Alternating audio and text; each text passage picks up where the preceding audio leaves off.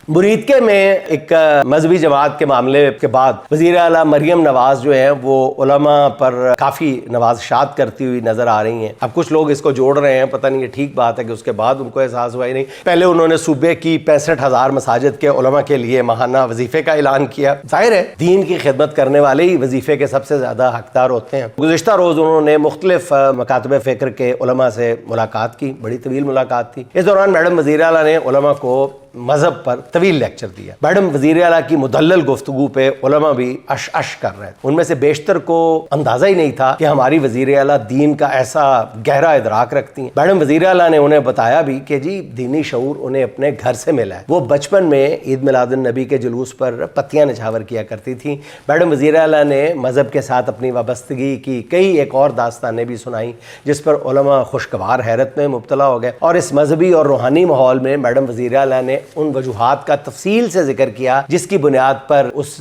जमात पर पाबंदी लगाने का फैसला किया गया। इसी दौरान अचानक गेयर बदला, गेयर शिफ्ट किया और बताया कि जी तहरीक इंसाफ का जवाल 9 मई के दिन से शुरू हो गया था। मगर ना जाने क्यों मैडम वज़ीर आला ने जवाल की कोई शहादत जो है वो अहले इल्म के सामने नहीं रखी कि जी कैसे जवाल शुरू हो गया। कोई बताती तो सही कि जवाल कैसे हुआ है। उलमा तो स्ट्रॉन्ग दलील मांगते हैं हर बात के जवाब में। सच और हक के बड़े बड़े फैसले करने होते हैं, इसलिए वो दलील मांगते हैं। तो उनको दलील जरूर देनी चाहिए थी कि पीटीआई का जवाल कैसे शुरू हुआ है। अच्छा नाज़रीन, मैं अभी इन्हीं हकायक पर गौर कर रहा था कि एक दोस्त का फोन आ गया और वो कहने लगा यार 9 मई का ये जो राग अलापने वाले हैं ये क्यों भूल जाते हैं कि 9 मई के बाद एक 8 फरवरी भी हुआ था। ये वो दिन था जब 9 मई का मुकदमा अवामी अदालत में पेश किया गया था। हालांकि इमरान खान की जमात के पास ना कोई निशान था, ना इंतखाबी मुहिम चलाने दी गई थी। इसके बावजूद अवाम ने उसे 3/4 अक्सरियत से मैंडेट दिया था और 9 मई के मुकदमे से इमरान खान की जमात को न सिर्फ बाइज्जत बरी कर दिया था बल्कि 9 मई का इल्जाम लगाने वालों को भी झूठा करार दे दिया था। इस 8 फरवरी वाले वाक़े को तकरीबन 2 साल होने को आए हैं, मगर आज भी किसी हुक्मरान जमात में हिम्मत नहीं है कि